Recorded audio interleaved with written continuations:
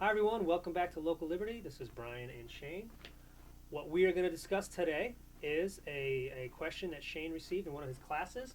How democratic is the Constitution? I'd like to open up with a little observation I came across recently. It's pretty obvious now after I've seen it, is um, you think about democracy as in the people, the people, the people, and where else do we see this term, the people? Uh, the we have the People's Republic of China.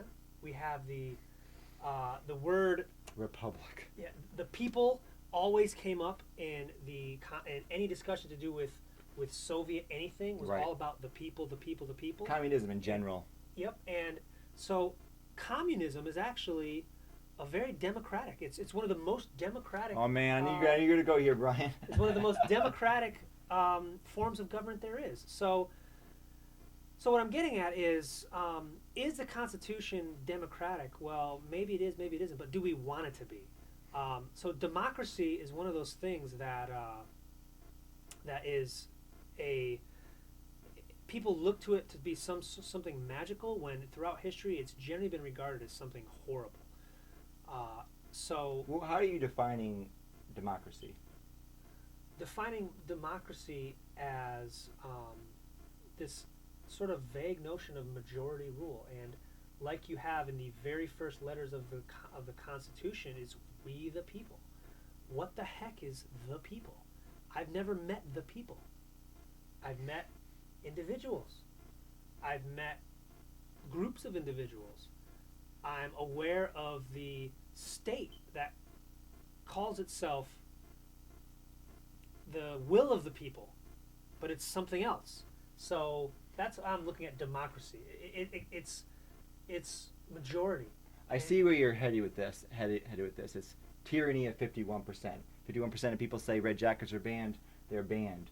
But I guess, like in here, this is a historical question. So at the time the Constitution was made, it was minority rule. So I think majority rule is preferable to the minority rule of the aristocracy, the nobility that was entrenched in power. So if I think of this as a historical document, what do you think about that? So Is it better for an elite class to rule or have majority rule, which is still a form of tyranny because the majority decides, like I said, red jackets are banned, they're banned. But is one preferable to the other? Because I think the democracy is preferable in the way you're describing compared to that minority rule. Majority rule is preferable to minority rule. So Small minority. I prefer. This is probably, I know this is not the answer you want, but I'll just tell you my preference. No, just to tell me state what it. you want. I prefer minority rule, in the sense of, we've talked about before, what is the smallest minority? Is the individual. I prefer individual rule. So that's, again, very different from oligarchy or any other forms. But I'm asking you between these two choices. I also prefer individual rule. Freedom is good for you. But that's out of the equation right now. Compare the minority rule to majority rule. If I was forced to choose, I would say minority rule in the oligarch sense. Because You prefer the aristocracy of that time, the nobility, the emperors, the hereditary rulers? Because they're talking about the Constitution right here. When it became a Constitution. Right. I think this conversation is going to lead to show just how confused of a document the Constitution is. But is it better than what they had? I found know some- you might not care, but I'm just wondering. I found some really interesting write-ups on this from a guy named Gary North. I think you should look up, where he talks about how the American Revolution, in terms of the size of government, the level of taxation, was a huge mistake for the colonists. They were the British government and how it dealt with the American colonies was remarkably. You heard the term benign neglect. I'm sure in the history classes it was very benign and a lot of neglect, and there was practically no government. Besides a few 1% taxes here and that people went bananas over. So slavery is all right if it's benign because the colonists didn't have representation.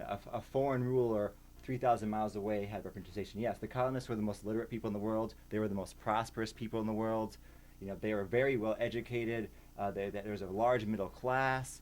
This is the reason why the American Revolution was successful and the French Revolution was not successful, because the French Revolution just had a bunch of peasants, uneducated peasants. They didn't understand freedom because they never had it. but the American colonists did have it. And you're right, So the Great Britain did have a hands-off approach, but that's like saying, oh, Jefferson Davis, he treated his slaves very nicely and even let them run their own courts. So it's still well, it's kind of like tyranny from a distance. it's kind of like saying this.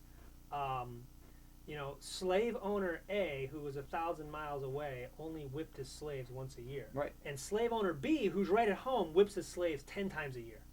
So yeah, I would actually prefer the 1,000-mile away slave owner that only whipped me once a year. So that was the example of me that Gary North. Well, but they article. didn't whip you once a year. No, but that's the point of this article I'm referencing is the levels of taxation and the levels of government intervention. You had the Alien and Sedition Acts, the Whiskey Rebellion, the whiskey taxes. Sure, that's all bad. The government that the government that people had to deal with for American colonists was in 1770 was significantly lower than it was in 1790. Sure, and the British government wanted to impose more. They wanted to get more involved in the colonies. I mean, many people in Boston, the Boston Massacre, the British were garrisoned in many towns. I mean, they had authority over your person, so I'll just arrest you. What are you gonna do about it? And there's gonna be a judge from England that's gonna decide your fate. We'll send you over to England. Sucks to be you. So you're mentioning these other things which are good, but again, I don't credit them to the British government. I credit them to the American colonists.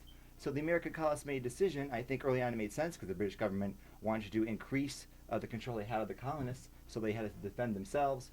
Some of what happened because of that wasn't good, but the alternative was the British government imposing their will even more so on the colonists, taking away their freedom, taking away those rights they had for so long. They're slowly being eroded by the British. As the American colonists became more prosperous, oh, King George, oh shit, maybe we can make some money off these guys. Wow, this is a great place. Mm-hmm. So you're being attacked, and you're defending yourself essentially. What happened because of that, we can debate. I mean, obviously nowadays the Constitution it's ignored. It's not even a relevant document. But I still think at the time was much better than the alternative. Okay. So getting back to your original question of how democratic is the Constitution. Now I've sufficiently trashed democracy to satisfy myself for now. That's why you come here, folks. So let's see, how democratic was it actually, in the sense of we the people and the majority and all that nonsense? Wasn't the majority. 37 people, I think. 37 people signed the Constitution out of 3 million or so. Not a majority. Maybe 10 people actually wrote it out of 3 million. Not a majority. 13 state legislatures out of 3 million people ratified it. Not a majority. Some of the states, I'm not positive of the history. I don't know if they went to a referendum or not. Some of them probably. Here's I think the real issue here. I don't think what you're talking about matters that much. What matters is the popular support. And really only about a third of the colonists were really hardcore anti-British. There was maybe a third that's neutral, and then maybe a third that's loyalist. These numbers are difficult to parse. So historians are trying to figure out how much support was there for the American Revolution. How much was the American continent in unity against the fight against the British? It's difficult to say. Not a majority. Definitely less than a majority. Yes. It does seem like the ones it's a that majority. actively took the field was single digits. Sure, but that doesn't really matter. So what else about talking about how democratic the Constitution is? One thing that's particularly undemocratic about how the government is set up is one guy, the president, gets to veto the will of, again, the will of the people, allegedly, in the form of the representatives in Congress. That's not democratic. I think the Senate is the bigger issue. They didn't freaking have direct vote for the Senate. It's astonishing. It's like, what do you mean? There's no popular vote for the Senate. They're just elected. What? It's so bizarre to me that they're appointed, and I forget when it changed, like the late 1800s. No, that changed in the early 1900s. In the 17th Amendment, changed how senators, which and actually I think that was a huge step in the wrong direction and created the centralization of power in the 17th Amendment, because what it did was you had this check between the states and the federal government, and that was the Senate. The states maintained tight control through their own legislatures on who went into the Senate. And after the 17th Amendment, senators went to good old popular vote. And what do you have with popular vote? You have all this massive political process that you can get people to vote for just about anything. Depends So how I much money force you them to wanna have put less into it. choice because I know better, so I can create a system No, where you don't force them to have less choice. You have a system of federalism where you have I the like the system of states, federalism. where you have the states adequately armed to at least have some possible chance of holding back the central government. And as soon as the 17th Amendment went into effect and senators became wholly part of the federal government and no longer beholden to the states, federalism, that was kind of the nail in the coffin on federalism. Was in the But they what weren't was that, beholden the to the 1920s maybe, or the teens, 1900s. It was. But they weren't beholden to their constituents either. And I may not like what the majority of people will do, but They were how can I force my way on them? Beholden to their constituents, they were appointed by people that were elected by the constituents. They were appointed by the Right, elected. but now you have like this senators. 6 degrees of Kevin Bacon where it gets farther and farther apart from the actual people that are making a decision. Now it's bureaucracy essentially making a decision. It's all nonsense anyway. So I mean, he's right. It is all nonsense anyway. So I mean, what's the point? But is it better nonsense than what they had? And I think it is. I think it is better nonsense than what they had. Yeah, no, I think it ultimately is worse nonsense because what it did was it created 100 people that all you had to do. I'm talking about the Constitution now. I know, but saying the Constitution, and it was amended. I'm saying this was one place where it was better before the 17th Amendment because the federal government can get control of 100 people and they can do whatever the hell they want to them. These are the senators. And they're just bought and paid for, like Chris Murphy, Dick Blumenthal. They're going to be there for 50 freaking years, wreaking havoc, despite what anybody wants to do about them. But if it was still under the control of the state legislatures, assuming, and our legislature is all screwed up anyway, so again, we're back to the nonsense part. Right. See, I don't have any more trust in the system that you're bringing up. It seems no more likely to result in something good. Mm-hmm. But compared to having some ruler from far away, compared to having a nobility, compared to having special classes in law, it just seems to me it's like a much better document. It is a step forward in terms of freedom, in terms of the philosophy of freedom, moving forward. And now, of course, we can talk about how, what big hypocrites some of the founding fathers were, like Jefferson. He owned slaves, but he wrote all these eloquent words about freedom. But still, let's forget about that. I still think it was generally a better step compared to what we had before historically. And it's led to some negative things, but I don't know what an alternative would have led to. That's just guesswork, I think. So, all right. So yeah. So, but back to the original question of how democratic it is. I have a few other points. How democratic is eminent domain? Which is eminent domain is basically listed in the Constitution. How democratic is taxation? We're gonna, maybe taxation is really democratic. Sure, but I want to key off of the point that I keep going back to how bad the idea of a democracy is, and that's why officially on paper the Constitution set up a republic. Right. And a republic is, democracy is rule of the people, whatever the heck that's supposed to mean. No, we have a republic is the rule of law. And we have a Bill of Rights that protects certain rights regardless. So the minority is protected sometimes, like in regards to speech, gun rights, etc. But we know this is, who knows? Right. So you have a little. It says it in the paper, but who knows what will actually happen? Right. So you have a little bit of, protection. But the reality with the rule of law is we're not there either. So. So do you want to give it overall? You want to give this a thumbs down? How democratic is the Constitution? No, good or bad? Is it better than what became before, or is it worse?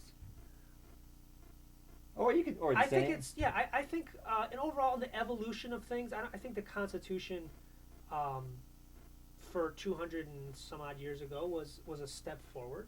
Then we have reached common ground, Brian. Okay. But I'll add to that the notion of republic and the notion of democracy. I think are basically illusions, in that either one of them will always devolve, as our historical record has very clearly shown, a lawless oligarchy. The rule of law does not exist in this country anymore. And we have some of the highest corruption rates in the world for a first world country. Arguments can be made that it didn't last for very long. Like the Alien and Sedition Act was like 1793. Oh my! It was like 6 years after this was signed, and maybe 1 year after it was finally ratified. It was boom. There goes second president of the United States. Right. Second president. So when the founding father was John Adams, how did you stop? So that's a long answer to that Yeah. question. All right then. So we'll wrap up there. Thanks for listening, guys, and I'm sure we'll have some more fun with some school Some classroom class-related topics. questions.